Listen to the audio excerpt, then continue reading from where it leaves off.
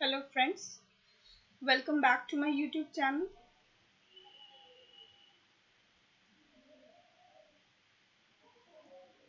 मैं हूँ आपकी फ्रेंड शिवी सिन्हा और आप मेरे साथ एनटीए यूजीसी नेट की तैयारी करते हैं।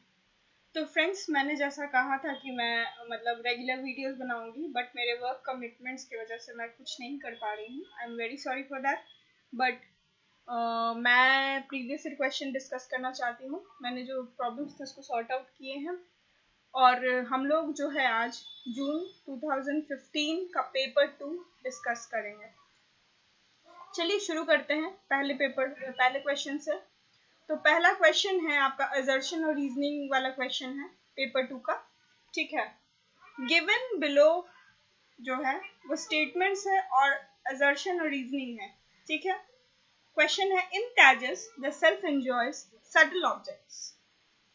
ठीक है, तेजस जो है वो सटल सेल्फ उसमें क्या होता है, सटल ऑब्जेक्ट्स को एंजॉय करता है। इसका रीजन दिया हुआ है in a dreaming state the self creates its own imaginary objects. ठीक है, यानी कि स्वप्न की स्थिति में जो है वो इमेजिनरी मतलब काल्पनिक वस्तुओं को जो आत्मा है, सेल्फ है, वो इमेजिन करने लगता है। चलिए इसको एक बार हिंदी में भी पढ़ लेते हैं। तेजस में आत्मा सूक्ष्म वस्तुओं का ग्रहण करता है। तर्क क्या दिया गया है, स्वप्नावस्था में आत्मा एवं स्वयं काल्पनिक वस्तुओं का निर्माण करता है। ठीक है, ये हमारा असर्शन है। ठीक है, तो अब हम लोग जानते हैं कि तेजस किस चीज में आता है। तो हमने जब वेदास पढ़ा था, आपने मेरे प्रीवियस वीडियोस भी देखे होंगे, अगर नहीं देखे तो प्लीज आप देख सकते हैं। मेरे प्रीवियस शुरुआत के वीडियोस में मैंने वेदास जब पढ़ाया था तो मैंने सेल्फ या आत्मा के 4 स्तर के बारे में बताया था, ब्रह्म के 4 स्तर के बारे में बताया था।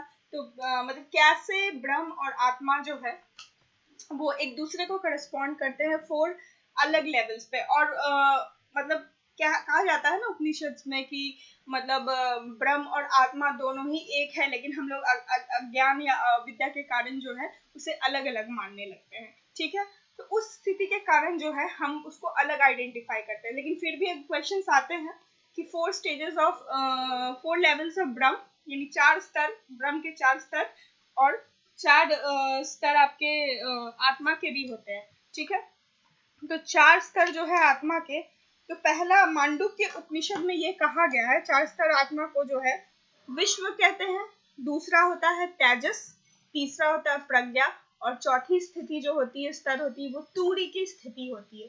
ठीक है, तेजस, विश्व, तेजस, तूर्य और सॉरी प्रज्ञा और तूर्य। तो विश्व यानी विश्व नाम से ही पता चला वर्ल्ड, वर्ल्ड से जुड़ा हुआ क्या है। इसमें क्या होता है, जो सेल्फ है वो ग्रॉस ऑब्जेक्ट्स को एंजॉय करता है। ठीक है, मतलब उसको पूरा कॉन्शियसनेस होता है, उसमें पूरी तरह से चेतना होती है। ग्रॉस यानी जिसे हम छू सकते हैं, अपने सेंस ऑर्गन से परसीव कर सकते हैं, देख सकते हैं और महसूस कर सकते हैं। यानी ये जो विश्व है हमारे आसपास, हम लोग उसको वो मतलब किस चीज से सब्जेक्टेड है, वो सेंस ऑर्गन सेंसरी ऑब्जेक्ट से सब्जेक्टेड है। यानी कि जो हमारा मतलब वर्ल्ड है उसे हम विश्व की स्थिति में, आत्मा जो है विश्व की स्थिति में जब रहती है तब इस वर्ल्ड को, ग्रॉस ऑब्जेक्ट्स को, यानी कि स्थूल चीजों को, स्थूल और सूक्ष्म, ये 2 तरह की चीजें होती हैं। स्थूल यानी जिसे हम छू सकते हैं, देख सकते हैं, जिसको हम इंग्लिश में ग्रॉस कहते हैं। ठीक है, तो आत्मा जो है विश्व की स्थिति में मतलब ग्रॉस चीजों को यानी स्थूल चीजों को देख सकती है, परख सकती है, समझ सकती है। ठीक है, तो उस स्थिति को हम लोग विश्व की स्थिति कहते हैं। ठीक है, अगर हम लोग इसको ब्रह्म से अगर रिलेट करें तो ये जो स्थिति हो जाता है वो विराट की स्थिति भी कहते हैं, विराट या वैश्वानर। जब वर्ल्ड जो है जगत के रूप में हम जब देखते हैं तब यानी कि वो स्थूल चीजों को देखते हैं। आत्मा उस वक्त जो है ब्रह्म से कैसे साक्षात्कार करती है, तो वो जो है विश्व की स्थिति बनकर साक्षात्कार करती, विश्व का ही मतलब भोग करती है। और ब्रह्म जो है विश्व के फॉर्म में रहता है, तब उसे विराट या फिर विश्वानर के नाम से भी जान सकते हैं। तो इस वक्त आत्मा कैसी स्थिति में होती है, इस वक्त मतलब उसमें चेतना, पूर्ण चेतना रहती है, यानी कॉन्शियसनेस होता है उसमें। ठीक है, यानी कि चेतना में रहती है वो, यानी विश्व की चेतना में रहती है। ठीक है, एक्सटर्नल कॉन्शियसनेस होता है, इस दुनिया का मतलब इस वर्ल्ड को लेके कॉन्शियसनेस, उनमें चेतना होती है कि ये वर्ल्ड है, इसमें ये चीजें हैं, सारी इन चीजों के बारे में हम लोग जानते हैं। ठीक है,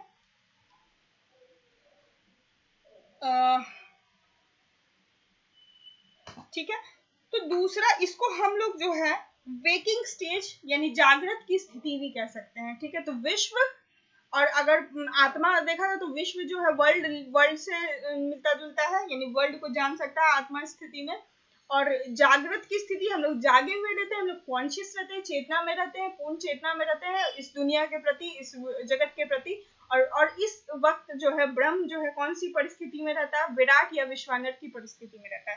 तो ये जो है सेल्फ जो है वो वेकिंग स्टेज यानी कि वो जागा रहता है। ठीक है, तो सेल्फ जो यहाँ पे कैसा ऑब्जेक्ट ये करता है, वो ग्रॉस ऑब्जेक्ट को आइडेंटिफाई करेगा। लेकिन यहाँ पे क्या लिखा हुआ है, ये सटल, सटल यानी सूक्ष्म, सूक्ष्म नहीं स्थूल अवस्था में रहता है विश्व की स्थिति में। अब आ जाते हैं तेजस पे। तेजस वो स्थिति है जिसमें मन जो है वो बाहरी चीजों को तो जानता ही है, कॉन्शियस रहता है, लेकिन कह सकते हैं एक तरह से निद्रा में, जैसे नींद में हम लोग क्या करते हैं, उसे मतलब चेतना होती है, लेकिन उसके साथ साथ वो जो है अपने आत्मा जो है कुछ इमेजिनरी, कुछ काल्पनिक चीजों को मतलब बनाने लग जाता है, क्रिएट करने लग जाता है अपने अंदर। ठीक है, तो वो जो है कुछ सूक्ष्म चीजों को का ज्ञान लेता है। सूक्ष्म चीजों यानी जैसे हम लोग सपना देखते हैं, तो वो कह सकते हैं हम लोग तेजस की स्थिति होती है। जब सपना देखते हैं तो हम लोग चेतना में तो होते ही, हमारा शरीर भी होता है, हमारा एक्सटर्नल वर्ल्ड के बारे में भी नॉलेज होता है, लेकिन साथ साथ जब हम लोग सपने में रहते हैं तो क्या करते हैं, नई नई चीजों को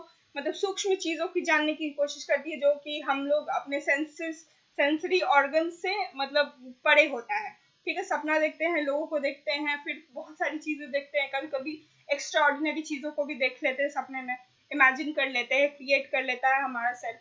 तो उस वक्त उसको छू नहीं सकते हैं, बस समझ सकते हैं, देख सकते हैं सपनों में। ठीक है, तो इमेजिनरी ऑब्जेक्ट्स और थोड़ा सा सटल होता है। ठीक है, वो सटल यानी सूक्ष्म चीजों को एंजॉय करता है। तो ऐसी स्थिति को हम लोग ड्रीमिंग स्टेट कहते हैं। ठीक है, तो इसका आंसर ये जो है बिल्कुल सही है। तेजस में सेल्फ जो है सटल ऑब्जेक्ट्स को एंजॉय करता है, और वो ड्रीमिंग स्टेट होता है जिसमें कि सेल्फ जो है इमेजिनरी चीजों को मतलब एक्सपीरियंस कर सकता है। लेकिन मैं आपको और आगे बता ही दूंगी, मैं यहाँ तक खत्म नहीं करूंगी, इस पूरे लेवल को मैं समझा देती हूँ। ठीक है, चौथा जो स्थिति, तीसरा जो स्थिति होती है वो प्रज्ञा की स्थिति होती है। प्रज्ञा की स्थिति में जो है हम लोग साउंड स्लीप में होते हैं। इस वक्त जो है आत्मा जो है हमारी, जो कह सकते हैं वो और सटल और सूक्ष्म चीजों को एंजॉय करती है। ठीक है, और सूक्ष्म और मतलब सटल चीजों को एंजॉय करती है। मतलब कहने का मतलब कि उसमें सब्जेक्ट और ऑब्जेक्ट नहीं होता है, उसमें कोई भी सपना नहीं होता है, कोई भी एक्सटर्नल वर्ल्ड भी नहीं होता, ना ही इंटरनल वर्ल्ड है कोई, ना ही एक्सटर्नल वर्ल्ड है कोई, कुछ भी नहीं होता। जो सब्जेक्ट और ऑब्जेक्ट का डुअलिटी है, यानी जगत और आपकी आत्मा का जो दोनों का जो द्वैत्य है वो खत्म हो जाता है यहाँ पे। और ऐसी स्थिति को जो है और प्रज्ञा कहते हैं। और इसमें हमें एक आनंद प्राप्त होता है, जो कि पूर्ण आनंद नहीं होता है, क्योंकि हम लोग फिर उस वापस उसी स्टेज में आ जाएंगे, वेकिंग स्टेज में आ जाएंगे। ठीक है, मतलब कि वो कुछ क्षण के लिए हमें ब्रह्म की अनुभूति होती है, जिस वक्त हमें हमें किसी चीज का एहसास नहीं होता, कोई और चीज हमारे मन में नहीं रहता है, हम लोग एकदम एक आनंद में चले जाते हैं। उसकी परछाई हमें ब्रह्म की, परा ब्रह्म जो सबसे सुप्रीम रियलिटी है, उसकी परछाई देखने को मिलती है। ठीक है, तो इस स्थिति को हम लोग प्रज्ञा कहते हैं। जैसे एक एग्जांपल दे देती हूँ मैं, तो जब हम लोग बहुत डीप स्लीप में होते हैं, जैसे कि कभी कभी क्या होता है कि सोते हैं तो सपना देखते हैं। ठीक है, और हम लोग उसको रिलेट करने लगते हैं अपने लाइफ में। ठीक है, लेकिन एक स्थिति सोते सोते हर इंसान के एक टाइम होता है सोते वक्त, जब आपको कोई ना ही कोई सपना आता है, ना ही आप एक्सटर्नल वर्ल्ड का नॉलेज रखते हैं, उस समय आपको कहते हैं आप डीप स्लीप में हैं। ठीक है, तो वैसे स्थिति को हम लोग प्रज्ञा की स्थिति कहते हैं। ठीक है, और इसे देखा जाए तो आपको जागृत तो हो गया, विश्व हो गया। ठीक है, विश्व वेकिंग स्टेज जिसको कहते हैं जागृत। ठीक है, स्वप्न की स्थिति है तेजस। ये तेजस जो है स्वप्न की स्थिति है, जहाँ पे मन जो है इमेजिनरी ऑब्जेक्ट्स को बनाने लग जाता है। और प्रज्ञा की स्थिति होती है आपकी सुषुप्ति होती है, सुषुप्ति। ठीक है, प्रज्ञा यानी जिसमें कि और सटल और सूक्ष्म चीजों को एंजॉय करता है हमारा सेल्फ, और कॉन्शियस ये स्टेट नहीं होता है। ठीक है, बस हमें एक ब्रह्म, सब कॉन्शियस रहते हैं हम लोग, डीप स्लीप में होते हैं।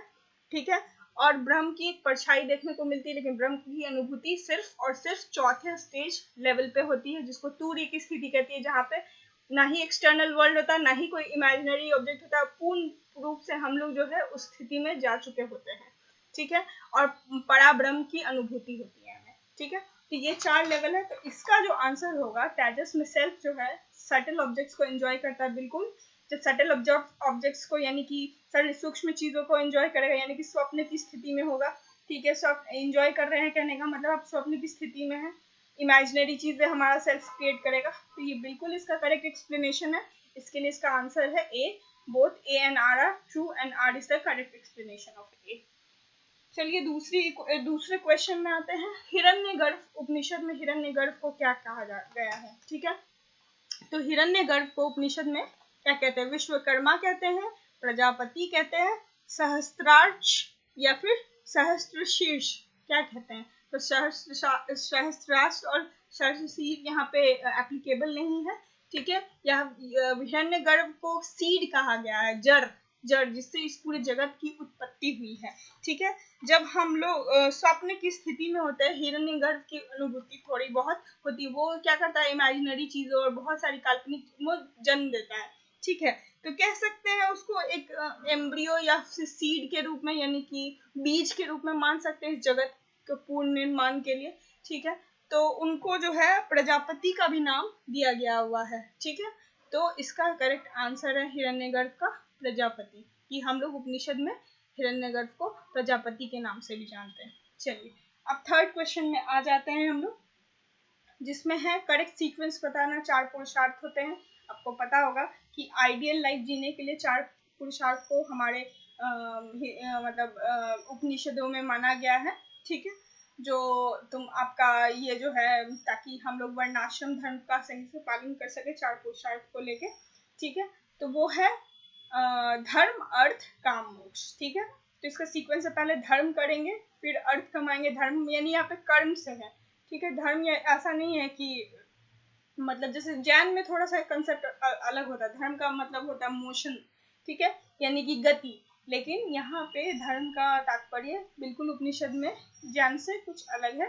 धर्म का मतलब होता है कर्तव्य, ड्यूटी, ठीक है। जो जब हम लोग अपनी ड्यूटी को निभाएंगे तभी हम अर्थ कमाएंगे। काम कहने का मतलब होता है सेंसरी प्लेजर, परिवार के साथ रहना या फिर बच्चों की देखभाल करना और सारे मतलब सुख सुविधाओं का उपभोग करना, उसी को कहते हैं काम। और मोक्ष जो है वो स्थिति होती है परम, जब हम लोग अपने आप को ईश्वर से एकाकार करने की कामना रखते हैं, ठीक है। तो इसको हम लोग याद करने के लिए एक निमोनिक्स बना सकते हैं, डकम, DAKM, ठीक है, डाकम याद रख सकते हैं आप लोग इसको, या फिर कोई और मेथड है आपको लगता है इजी हो तो आप कर सकते हैं। तो गाइज मैं आपको बोलना चाहूँगी, प्लीज़ रिक्वेस्ट करना चाहूँगी कि मेरा जो चैनल है वो फ्री ऑफ कॉस्ट है। प्लीज़ अपने सभी दोस्तों को ये शेयर करें ताकि ज़्यादा से ज़्यादा लोगों को बेनिफिट मिल सके और सभी को फ़ायदा हो। इस लाइव जो भी मैं करती हूँ, कोशिश मेरी रहती है, प्लीज़ मेरे चैनल को लाइक और सब्सक्राइब कर लीजिए और बेल आइकन को दबाना मत भूलिएगा जल्दी से, ताकि टाइम टू टाइम आपको नोटिफिकेशंस मिलते रहे। ओके, चलिए आगे बढ़ते हैं। फोर्थ क्वेश्चन है नयवाद से। तो थ्योरी ऑफ स्टैंड पॉइंट, आपको मैंने बताया था कि स्टैंड पॉइंट मतलब नए जजमेंट्स को कहते हैं, ठीक है। यानी कि जैन मानते हैं कि कोई भी मतलब जजमेंट हम लोग पूर्ण, जो हम लोग तर्क देते हैं या फिर किसी के बारे में विचार रखते हैं, वो पूर्णतः हम लोग किसी वस्तु को नहीं जान पाते, हम बस उसके एक पहलू को जानते हैं और उसी को लेके हम लोग जजमेंट देते हैं। तो जैन ने जो है 7 तरह के न्याय को माना है।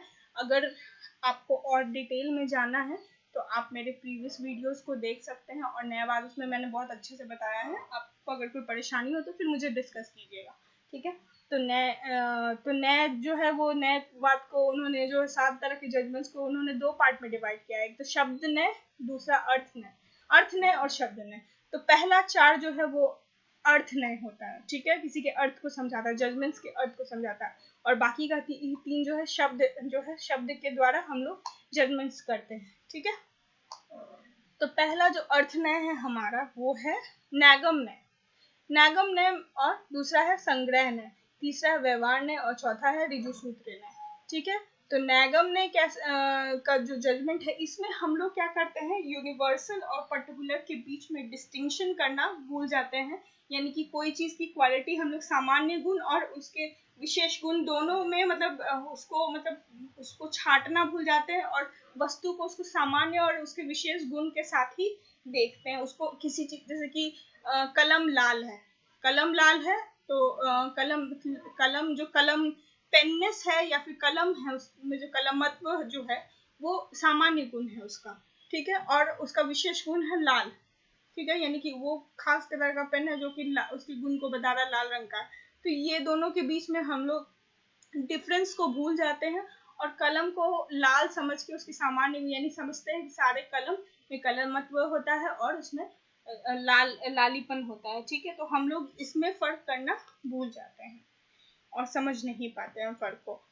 तो ऐसे में कौन सी हम लोग नए बात ये करेंगे, तब हम लोग क्या करेंगे, when whereby universal qualities are treated absolutely real and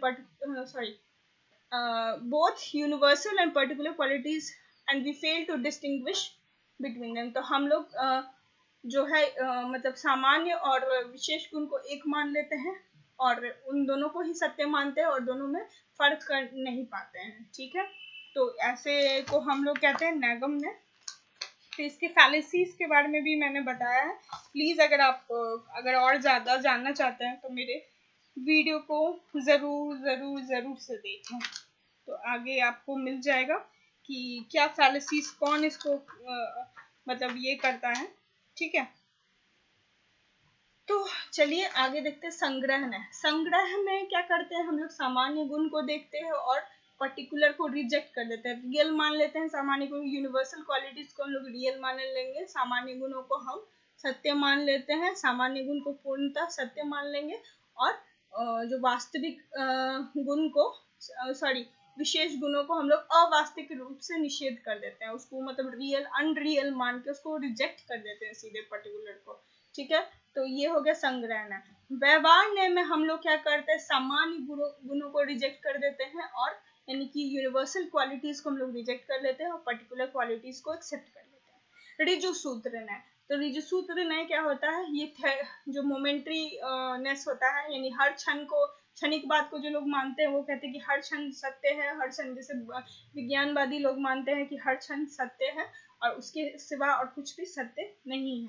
क्षणिकवाद जो मानते हैं मोमेंट्रीनेस, तो कोई भी वो लोग क्या करते हैं कि हर चीज को वो लोग रियल मानते हैं, जो भी रियल है उसको मोमेंट्री मान लेते हैं, ठीक है, जो भी चीज क्षणिक है वही सत्य है। तो ऐसे विज्ञानवादी ऐसा फैलेसी इसका भी होता है। तो अगर इस जजमेंट को पूर्णतः अगर सत्य मान लेंगे तो वो फैलेसी कमिट करेंगे, ठीक है। तो ऋजु सूत्र न्याय में क्या होगा कि जो भी मोमेंट्री होगा उसको हम लोग रियल के रूप में मान लेते हैं, ठीक है। तो नैगम न्याय में दोनों यूनिवर्सल और पर्टिकुलर के को मानते हैं और उसको रिजेक्ट नहीं कर पाते, डिफरेंस नहीं कर पाते हैं दोनों के बीच। संग्रह न्याय में सिर्फ यूनिवर्सल को मानते हैं और पर्टिकुलर को रिजेक्ट कर देते हैं। व्यवहार न्याय में हम लोग क्या करते हैं, यूनिवर्सल को रिजेक्ट करते हैं और पर्टिकुलर को रिजेक्ट कर देते हैं। और ऋजु सूत्र न्याय में हम लोग क्या करते हैं, मोमेंट्री को मानते हैं, उसी को सत्य मान लेते हैं। तो इस हिसाब से ऑप्शन होना चाहिए आपका ए का जो है आपका 2 होना चाहिए। ए का 2 किस में है, थर्ड, तो आपका इसमें थर्ड आंसर सच है, सही है, ठीक है।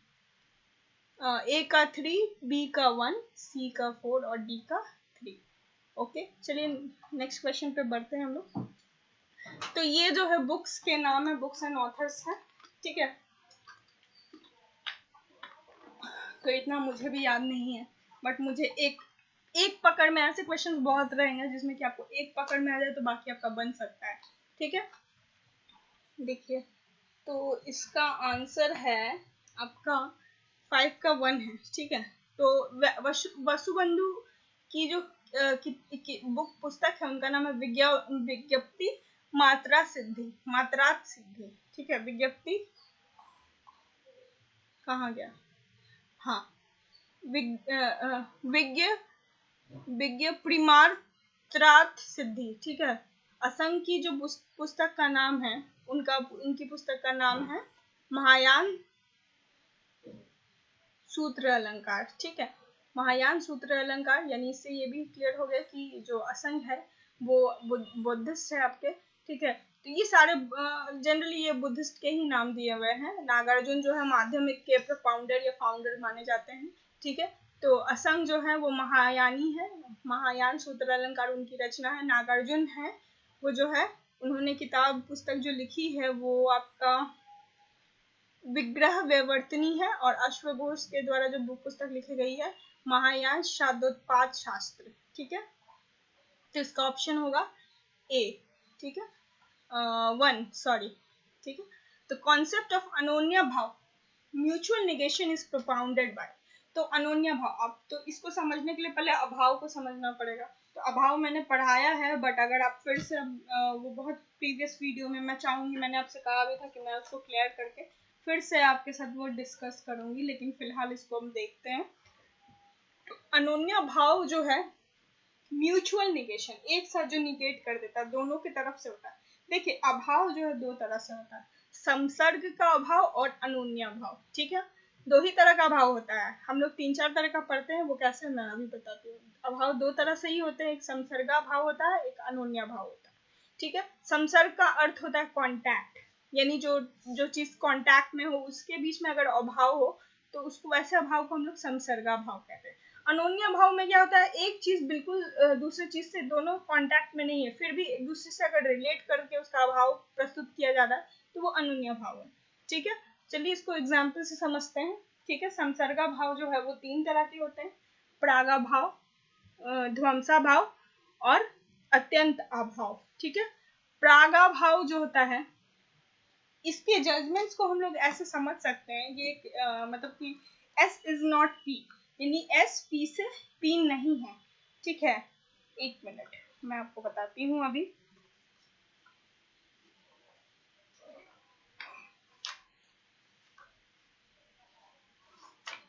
हाँ चलिए, तो संसर्गा भाव को कह सकते हैं कि absence of something in something else, यानी एक दूसरे से जुड़े हुए, जैसे घड़े में मिट्टी में घड़े का अभाव। ठीक है, मिट्टी से ही घड़ा बनता है, घड़े में मिट्टी का अभाव, या फिर मिट्टी में घड़े का अभाव। ठीक है, ये कैसा अभाव है, तो ये समसर्ग कांटेक्ट बता रहा है दोनों के बीच को, तो S इज नॉट P। ठीक है, या absence of S in P, तो इसको एक जनरल इससे दे सकते हैं, एक्सप्रेस कर सकते हैं, S is not in P। In P यानी दोनों से जुड़ा हुआ है। और अनोन्या भाव के लिए हम लोग जजमेंट करते हैं S इज नॉट P, यानी एक चीज बिल्कुल उसमें नहीं, S P नहीं है, और S is not in P, दोनों में डिफरेंस है। इन का मतलब हो गया कॉन्टैक्ट को दर्शा रहा है, मतलब में, स में प नहीं है। ठीक है, स में प नहीं है, तो में है इसमें, तो ये संसर्ग कॉन्टैक्ट को बता रहा, और स प नहीं, यानी दोनों एक दूसरे से बिल्कुल अलग है। ठीक है, इसको एग्जाम्पल से समझा। प्रागा भाव कैसा अभाव होता है, प्रागा भाव जो कि प्रोडक्शन से पहले जो अभाव होता है, मतलब किसी की उत्पत्ति से पहले जो अभाव होता है, वैसे अभाव को हम प्रागा भाव कहते हैं। तो हम लोग कह सकते हैं मिट्टी को देख के मतलब मिट्टी में घड़े का अभाव, अभी घड़ा बना नहीं है, पहले से ही अभाव है। ठीक है, यानी मिट्टी में घड़े का भाव। ठीक है, तो वैसे अभाव को कहते हैं प्रागा भाव। में आ रहा है इसमें, तो संसर्गा भाव हो गया, यानी contact. S is not in P। ठीक है, दोनों को समझने का ये देखिए। दूसरा हो गया आपका दूसरा हो गया ध्वंसा भाव। ध्वंसा भाव यानी डिस्ट्रक्शन के बाद, किसी के विनाश के बाद जो भाव होता है उसको ध्वंसा भाव कहते हैं। ठीक है, तो घड़े में टूटे हुए घड़े में, घड़े के टुकड़ों में घड़े का अभाव, तो ऐसा अभाव जिसमें कि जैसे टूटे हुए टुकड़े मिट्टी के टुकड़ों में घड़े का अभाव, टूटे हुए मिट्टी के टुकड़ों में घड़े के टुकड़ों में घड़े का अभाव, तो ऐसे अभाव को हम लोग कह सकते हैं ध्वंसा भाव। यानी कि डिस्ट्रक्शन के बाद जो अभाव होता है, यानी कि विनाश के बाद जो अभाव हुआ, वो वैसे अभाव को कहते हैं ध्वंसा भाव। और अत्यंता भाव, अत्यंता भाव में जो होता है किसी भी चीज का पास्ट प्रेजेंट फ्यूचर में कोई भी एक दूसरे से लेना देना, कोई ऐसा अभाव, मतलब कि वैसे जैसे कि हवा में रंग का अभाव। ठीक है, हवा में कभी भी रंग हो सकता है, पास्ट प्रेजेंट फ्यूचर में कभी भी नहीं हो सकता। हाँ, अलग वो एक्सटर्नल कंडीशन दे दिया जाए तो अलग बात है। ठीक है, में जहां आ जा रहा है वो संसर्ग का अभाव होगा। ठीक है, अनोन्या भाव हो जाता है बिल्कुल एक चीज दूसरे से अलग होती है। जैसे अनोन्या भाव बस एक ही तरह का होता है, अनोन्या भाव खुद में अपने एक प्रकार का भाव है। जैसे कि कपड़े में मिट्टी का भाव, कपड़ा एकदम बिल्कुल अलग चीज है और मिट्टी बिल्कुल अलग चीज। तो absence of horseness is in cowness, ऐसा क्वेश्चन आता है। तो हॉर्स और काउ जो है वो दोनों बिल्कुल, हॉर्स और काउ होता तो वो कह सकते दोनों में पशुत्व होगा, उसमें एक सामान्य गुण होता है, तो वो हम लोग समसर्ग का अभाव उसमें देख सकते हैं। लेकिन हॉर्सनेस यानी सामान्य गुण ही अलग है दोनों का। देखिए हॉर्सनेस और काउनेस दोनों अलग है, ठीक है। तो ऐसे अभाव को हम लोग अनोन्या भाव की स्थिति में लाते हैं, ठीक है। म्यूचुअल निगेशन यानी कि हॉर्सनेस यानी घोड़त्व और आपका काउनेस यानी हो गया गौत्व, ठीक है। दोनों ही अलग तरह का है। तो इस एक चीज दूसरी चीज से बिल्कुल ही एकदम भिन्न है, वो चीज वो है ही नहीं, उससे कोई पास्ट प्रेजेंट फ्यूचर कभी भी उसका उससे कोई जीवन में कांटेक्ट नहीं हो सकता। लेकिन हाँ, हवा में रंग जरूर मिलाया जा सकता है, लेकिन घोड़ा कभी भी मतलब घोड़त्व कभी भी गायत्व गोत्व नहीं हो सकता है। तो ऐसे अभाव की स्थिति को हम लोग अनोन्या भाव कहते हैं। तो ये कौन मानता है यहाँ पे, ये चलिए मैंने आपको अभाव शॉर्ट फॉर्म में बता दिया। आप आई होप आप क्वेश्चंस को सॉल्व कर पाए, आपको हेल्प मिले। तो अनोन्या भाव जो है, म्यूचुअल नेगेशन किसने प्रपोज किया? तो वैशेषिक जो है इसको अलग पदार्थ के रूप में मानता है, ठीक है। तो हम लोग जानते हैं अलाइड स्कूल है न्याय वैशेषिक। तो जब वैशेषिक जो है न्याय का एपिस्टेमोलॉजी यानी ज्ञान मीमांसा मानता है, लॉजिक मानता है यानी तर्कशास्त्र मानता है, उसी तरह जो है न्याय का जो न्याय जो है वैशेषिक का तत्व मीमांसा मानता है। तो तत्व मीमांसा के तहत ये जो है थ्योरी ऑफ कैटेगरीज आ जाती है, आपके 7 कैटेगरीज आते हैं आपके। तो जो वैशेषिक मानेगा, चर्चा कहाँ होती है अनोन्या भाव की? वैशेषिक दर्शन में होती है। तो न्याय भी उसी को मानेंगे, ठीक है। में आ जाते हैं हम लोग, ठीक है। अब प्रश्न आ रहा है यहाँ पे, असर्शन रीजनिंग समझने की कोशिश कीजिएगा। The soul is neither produced nor destroyed, ठीक है। It is devoid of origin and end, ठीक है, ठीक है। यहाँ पे देख लेते हैं हम लोग, आत्मा की ना उत्पत्ति होती है ना ही विनाश। ये आपका अभिघट कथन है यानी असर्शन है, और तर्क ये दिया गया है यह उत्पत्ति विनाश से परे है। सच सही बात है, ठीक है। तो बिल्कुल सेम बात है, इसमें कोई दोहराई ही नहीं है कि ए और आर जो है वो दोनों ही सत्य है। आत्मा की ना ही उत्पत्ति होती है ना ही विनाश होता है, ना ही ये तो उत्पत्ति और विनाश से परे ही है। तो एक ही बात हुई दोनों। तो ए एंड आर दोनों ही सत्य है और उसकी सही व्याख्या है। 7 का आंसर हो जाएगा 1। चलिए 8 क्वेश्चन पे आते हैं। बिल्कुल अभी मैंने आपको अभाव समझाया, म्यूचुअल नेगेशन और मतलब अभाव मतलब S इज नॉट P और S is not in P। संसर्ग अभाव में प्रागाभाव, ध्वंसाभाव और अत्यंत भाव आ जाते हैं। तो इसके लिए एक एक्सप्रेशन ये हो सकता है S is not in P यानी स में प नहीं है। और अनोन्या भाव जो है वो म्यूचुअल नेगेशन कहते हैं उसको कह सकते हैं परस्पर जो अभाव होता है वो उसको कहते हैं। तो S इज नॉट P, स प नहीं है, दोनों में अंतर है। अब क्वेश्चन बनाते हैं हम लोग। देखिए, अ pot does not exist before it's destruction यानी कि एक घड़े का अभाव उसके विनाश से पहले। विनाश से पहले घड़े का अभाव कैसा अभाव होगा? विनाश नहीं हुआ है अभी और उसकी उत्पत्ति भी नहीं हुई है, ठीक है, लेकिन वो मिट्टी है तो प्रागाभाव होगा, ठीक है। विनाश से पहले घड़े का अभाव कैसा हो सकता है? प्रागाभाव हो सकता है, ठीक है। और उसके विनाश के बाद क्या होगा? वो हो जाएगा आपका प्रध्वंसा भाव, ठीक है। नॉट एज अ क्लोथ, ठीक है, कपड़े की तरह नहीं, ठीक है। तो ऐसे अभाव में क्या होगा? कपड़े की तरह नहीं, कपड़ा और घड़े में एक चीज कॉमन है, दोनों ही ये है मैटर है, या फिर उसको कह सकते हैं जड़त्व है, उसमें दो कॉमन एलिमेंट है, ठीक है। तो ऐसे में उस पर यानी लेकिन पास्ट प्रेजेंट और फ्यूचर में उन दोनों में कोई कांटेक्ट नहीं है। कपड़ा अलग चीज है और घड़ा अलग चीज है, लेकिन इन दोनों का कांटेक्ट बिल्कुल नहीं। लेकिन हाँ, मिलाया जबरदस्ती इसमें कांटेक्ट लाया जा सकता है। तो ऐसे भाव को अत्यंता भाव कहता है, ठीक है। लेकिन not as a liquid pot. अब लिक्विड पॉट और कुछ जैसा होता ही नहीं है, बिल्कुल अलग ही चीज हो जाती है लिक्विड पॉट। तो ऐसे अभाव को क्या कहेंगे? अनोन्या भाव कहेंगे, ठीक है। तो इसका आंसर कह सकते हैं 8 का 4 होगा, ठीक है। ए का 3, pot does not exist before destruction, प्रागा भाव, ठीक है। बी में हो जाएगा बी का 4, प्रध्वंसा भाव, डिस्ट्रक्शन के बाद मतलब ध्वंस होने के बाद यानी उसके डिस्ट्रॉय हो जाने के बाद जो अभाव होता है वो ध्वंसा भाव होता है। और तीसरा जो है सी का 1 होगा अनोन्या भाव। एक सेकेंड, नहीं सही मैंने बोला था, अच्छा, आई एम सो सॉरी। अनोन्या भाव यानी एक चीज दूसरी चीज से अलग है, ठीक है। तो सी का 1 होगा, अनोन्या भाव होगा। और D not as a liquid pot, यहाँ पे भी पॉट ही की बात करिए, भले ही वो लिक्विड पॉट है, ठीक है। लिक्विड पॉट जैसी कोई चीज नहीं होती, लेकिन पास्ट प्रेजेंट फ्यूचर में कोई कांटेक्ट नहीं हो सकता, लेकिन हाँ पॉट ही है, वो भी मटेरियल सेम है दोनों का, ठीक है। तो इसका आंसर हो जाएगा अत्यंत अभाव, ठीक है। तो समझ में आ गया होगा आई होप। अगर आपको कोई परेशानी लगी होगी इस क्वेश्चन को लेकर, मैं इसको फिर से डील कर सकती हूँ। अगर आप प्लीज कमेंट बॉक्स में कमेंट कीजिएगा आपको क्या चाहिए। चलिए अब देखते हैं 9वां क्वेश्चन। आकृति अकॉर्डिंग टू पूर्व मीमांसा इज ऑल्सो नोन एज। आकृति, आकृतिवाद को मानते हैं मीमांसक, ठीक है, बिल्कुल मानते हैं। वो मतलब आकृतिवाद को लेके चलते हैं, और न्याय जो है वो आकृतिवाद को नहीं लेते हैं, यानी कि विशेष गुणों पे ध्यान देते हैं। आकृति क्या है, पर्टिकुलर क्वालिटी है, लेकिन अगर उसका सामान्य गुण नहीं है वो, ठीक है, तो हम लोग कह सकते हैं आकृतिवाद का जो सिद्धांत है वो मीमांसक बनाते हैं और वो विशेष गुण को दर्शाते हैं, ठीक है। तो 9 को इसको कह सकते हैं हम लोग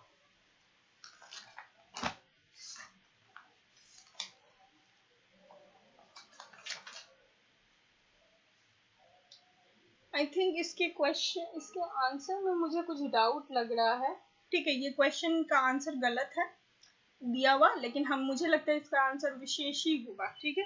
तो इसको आप राउंड करके रख सकते हैं, या फिर आप अगर कहीं डिस्कस कर सकते हो तो कर सकते हैं, बट मुझे लगता है जहाँ तक इसका उत्तर जो है वो आपका वही होगा, मतलब विशेष होगा, ठीक है।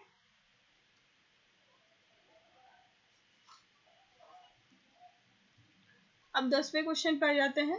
रामानुज के अनुसार निर्गुण शब्द का अर्थ क्या है। तो जैसा हम लोग जानते हैं वेदांत को 5-6 स्कूल्स में और बांट दिया गया, वेदांत दर्शन को, ब्रह्म और ईश्वर और जगत को लेके डिस्कशन होता है। तो शंकर जो है अद्वैत वेदांत को मानते हैं, अद्वैत यानी कि ब्रह्म और जगत के बीच में कोई फर्क नहीं है, जीवों के बीच में कोई फर्क नहीं है, ठीक है। ब्रह्म और ईश्वर के बीच में कोई अंतर नहीं है, उनके हिसाब से हर चीज ब्रह्म में ही लीन हो जाता है। लेकिन व्यवहारिक स्तर पे उन्होंने जो है 3 तरह की सत्ता की बात की है प्रश्न उठने पे, ठीक है। पारमार्थिक, व्यवहारिक और एक और है, मैं थोड़ा मिस कर रही हूँ उसको। तो 3 तरह की सत्ता की बात की गई है, लेकिन रामानुज जो है विशिष्टाद्वैत को मानते हैं। विशिष्टाद्वैत में जो है माना जाता है होल एंड पार्ट का रिलेशनशिप माना जाता है। ब्रह्म होल है और ये जगत जो है उसका पार्ट है। ईश्वर जो है, हम लोग जब जगत के रूप में ईश्वर को देखते हैं, ब्रह्म को देखते तब हमें वो ईश्वर निकलता है, वो निर्गुण ब्रह्म नहीं होता है, वो सगुण ब्रह्म हो जाता है। सगुण यानी गुणों के साथ हम लोग देखते हैं जगत की स्थिति में, और जब हम लोग ब्रह्म की स्थिति में देखते हैं तो वो निर्गुण हो जाते हैं, ठीक है, होल एंड पार्ट की स्थिति हो जाती है। तो ऑस्पिशियस यानी कहने का मतलब होता है शुभ गुणों के साथ। तो निर्गुण शब्द का अर्थ रामानुज के अनुसार क्या है, तो शुभ गुणों के साथ। तो गुण के साथ जो ब्रह्म है वो है आपका शगुन ब्रह्म को मानते हैं रामानुज, ठीक है। निर्गुण को नहीं मानते हैं, ये गुणों के साथ ही, तभी तो वो वर्ल्ड के रूप में रिफ्लेक्ट कर पाते हैं, ठीक है। तो इसका 10 का आंसर हो जाएगा 1, ठीक है, विद ऑस्पिशियस क्वालिटीज, ठीक है। नहीं ऑस्पिशियस नहीं, sorry, without in auspicious qualities. इसको बेस्ट आंसर क्या होगा, विदाउट लिखा हुआ है ना यहाँ पे, हाँ, विदाउट इन ऑस्पिशियस, विदाउट मतलब कि अशुभ, बिना शुभ गुणों के तो ऐसा तो आंसर होगा नहीं। तो विदाउट इन ऑस्पिशियस क्वालिटीज कहने का मतलब होता है बिना अशुभ गुणों के साथ, जो शगुन का, निर्गुण का मतलब यही हुआ जो कि अशुभ गुणों के बिना हो, ठीक है, यानी उसमें गुण है लेकिन वो शुभ गुण है, ठीक है। शब्द अनुपत्ति जो है 7 क्लासिकल ऑब्जेक्शन रेज किए गए हैं माया के खिलाफ। माया का जो थ्योरी है वो शंकराचार्य ने दिया था, और उसके अनुरूप जो है रामानुज ने 7 तरह के आर्ग्यूमेंट्स दिए थे या जजमेंट दिए थे उसका खंडन करने के लिए, ठीक है। तो पहला तो है आश्रय अनुपत्ति, स्वरूपानुपत्ति, याद हो, अगर आपको याद नहीं है तो मैं जब पढ़ाऊंगी अद्वैत वेदांत में बता दूंगी, ठीक है। तो शंकर कहते हैं ब्रह्म ही माया ही ब्रह्म का मतलब ब्रह्म ही माया का आश्रय है। तो ऐसा कोई भी चीज जो है माया का आश्रय नहीं हो सकता। आश्रय अनुपत्ति, स्वरूप अनुपत्ति, ठीक है। बहुत तरह के 7 तरह के क्लासिकल आर्ग्यूमेंट्स है। तो ये इसका खंडन किन्होंने किया था, रामानुज ने किया था। इसको मैं डिटेल में फिर बताऊंगी आपको बाद में। I think Shankar philosophy is designated as, तो शंकर के जो दर्शन को वो हम लोग क्या मान सकते हैं, मॉनिज्म मान सकते हैं, एक बात मान सकते हैं, इंटीग्रल नॉन डुअलिज्म कह सकते हैं। देखिए हिंदी में क्या होगा इसका, हिंदी मुझे समझ नहीं आ रहा है। देखिए शंकर के दर्शन को कहा जा सकता है एकत्ववाद, ठीक है, समग्र अद्वैतवाद। समग्र अद्वैतवाद जो है वो आपके औरबिंदो, श्री औरबिंदो मानते हैं। एकात्मवाद को मॉनिस्ट कौन है, मॉनिस्ट ये नहीं है बिल्कुल शंकराचार्य, और मुझे नहीं लगता है कि अद्वैत वेदांत पे कोई प्रॉपर मॉनिस्ट भी है। अद्वैत बात जो है वो शंकराचार्य मानते हैं, उपयुक्त सभी, तो उपयुक्त सभी तो नहीं हो सकता, अद्वैत नॉन डुअलिज्म, ठीक है, अद्वैत का मतलब नॉन डुअलिज्म होता है, ठीक है, यानी कि द्वैत नहीं है, जो वैसे थ्योरी को हम नॉन डुअलिज्म कहते हैं। कहने को भी मोनिज्म है, लेकिन वो बिल्कुल दिखाता है कि 3 स्तरों में और सब जाके एक मिल जाता है, तो ऐसे केस में हम लोग ना ही उसको डुअलिज्म कह सकते हैं ना ही मोनिज्म कह सकते हैं, उसको हम लोग क्या कहते हैं, नॉन डुअलिज्म यानी अद्वैत, ठीक है। चलिए 13वां क्वेश्चन है, विशिष्टाद्वैत फिलोसफी अप्रूव्स ओनली, तो विशिष्ट द्वैत दर्शन क्या मानते हैं, जीवन मुक्ति, विदेह मुक्ति। तो मुक्ति के 2 प्रकार होते हैं, जीवन मुक्ति, विदेह मुक्ति, ठीक है। तो शंकर भी जो है वो बिलीव करते हैं, मुझे लगता है शंकर जो है वो आपका दोनों में ही बिलीव करते हैं, जीवन मुक्ति और विदेह मुक्ति दोनों में बिलीव करते हैं, लेकिन रामानुज जो है वो विदेह, विदेह यानी शरीर की जो मुक्ति होती है वो उसी वक्त जो है हमारी अंतिम मुक्ति होती है। तो विशिष्टाद्वैत जो है थ्योरी है आपका वो रामानुज का है, और वो मानते हैं कि विदेह मुक्ति जो है के द्वारा ही हम लोग मुक्ति पा सकते हैं, ठीक है। इसका आंसर होगा 2। Which statement is not correct? Madhva advocates radical pluralism. मध्व जो है वो कट्टर द्वैतवादी है, या फिर मतलब कि क्या नहीं, इसका हिंदी में क्वेश्चन पढ़ते हैं तो मुझे क्लियर हो जाएगा, मैं समझा पाऊँ। देखिए मध्व उत्कट बहुत्ववादी के समर्थन में है, बिल्कुल मध्व जो है वो बिल्कुल बहुत्ववादी थे, वो मानते थे कि सारी चीजों सत्य है, जगत भी सत्य है, ईश्वर भी सत्य है, और ब्रह्म की भी अपनी एक सत्ता है, ठीक है। मध्व प्रबल वस्तुवादी है, ठीक है, स्ट्रॉन्ग रियलिस्ट, वो बिल्कुल वस्तुवादी, वो इस जगत की सत्यता पर विश्वास रखते हैं। मध्व इज अ ग्रैंड थीस्ट, वो बहुत ही उत्कृष्ट जो एक महान ईश्वरवादी भी है, और बिल्कुल है वो ईश्वर पे बहुत, विष्णु पे बहुत विश्वास रखते थे।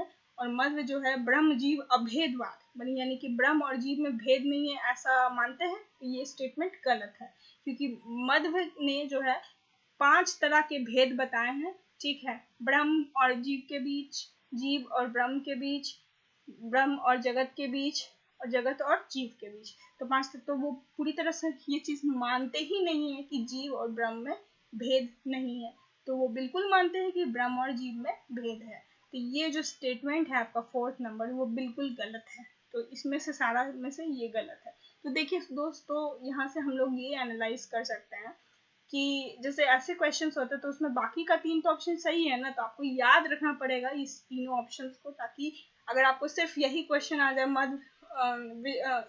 मद इज अ स्ट्रॉन्ग रियलिस्ट और he is a non realist, इस तरह से क्वेश्चन आ सकते हैं, तो आपको ध्यान रखना पड़ेगा इस चीज का।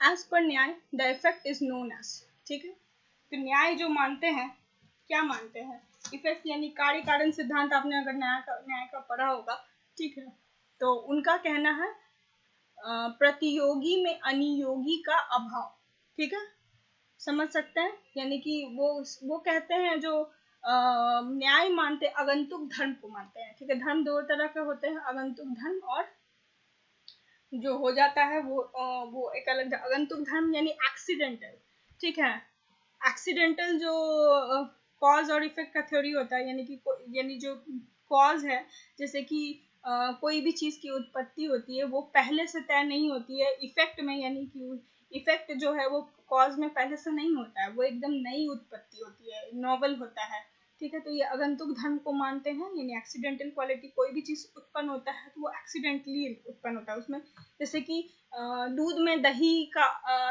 पहले से ही प्रस्तुत होती है, कुछ लोग मानते हैं, कुछ लोग कहते हैं नहीं, दूध से जो दही बना वो बिल्कुल एक नई उत्पत्ति है, पहले से उसमें नहीं होता है। ठीक है, तो ये मानते हैं। तो वो कहते हैं प्रतियोगी में अनुयोगी का अभाव। प्रतियोगी और अनुयोगी क्या होता है? अनुयोगी योगी का मतलब हो गया इफेक्ट और प्रतियोगी का मतलब हो गया कॉज। तो कॉज में जब इफेक्ट जो का अभाव होता है उसको हम लोग कहते हैं प्रागाभाव प्रतियोगी, यानी पहले से प्राग अभाव है प्रतियोगी में, प्रतियोगी का अभाव है अनुयोगी में। ठीक है, अनुयोगी में प्रतियोगी का अभाव। समझ में आया? तो न्याय मानते हैं इफेक्ट कुछ नया चीज होता है, आगंतुक धर्म होता है और वो नई उत्पत्ति करता है, वो उस वक्त पहले से कारण में कार्य पहले से समाहित नहीं होता है। ठीक है, तो ये है दूसरा होगा इसका आंसर। 16वां क्वेश्चन देख लेते हैं, ये लास्ट क्वेश्चन है, फिर मैं आगे आपको बाद में करूंगी। All cognition must be true in themselves, the view is propounded by। चलिए इसको हिंदी में भी देख लेते हैं। ज्ञान स्वयं में सत्य होना चाहिए, यह विचार प्रतिपादित है। स्वयं में सत्य किस ज्ञान किसको मानते हैं, कौन मानते हैं ऐसा आप गेस कर सकते हैं।